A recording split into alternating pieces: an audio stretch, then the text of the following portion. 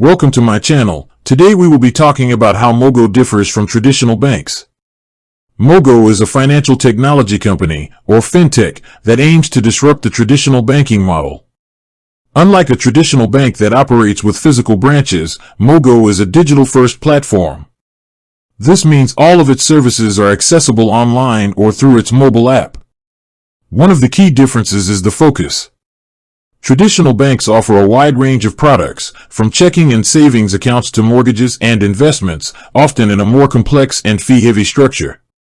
Mogo, on the other hand, is built around a simpler, user-centric experience, providing tools to help people manage their financial health.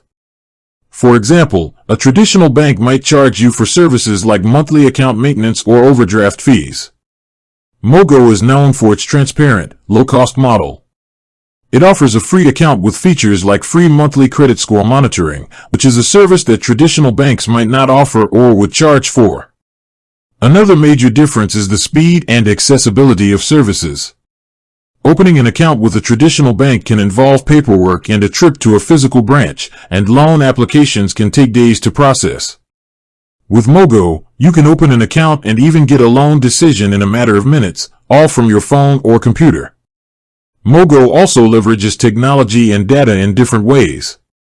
They use a proprietary algorithm that considers more than just a credit score when evaluating a loan application, which can be more inclusive for people who might be overlooked by traditional banks.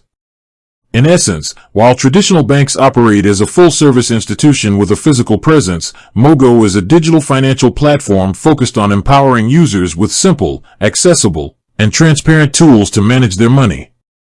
With that being said, thank you for watching. For more finance videos, kindly check my page. Please like, share, comment, and subscribe to my channel. Thank you.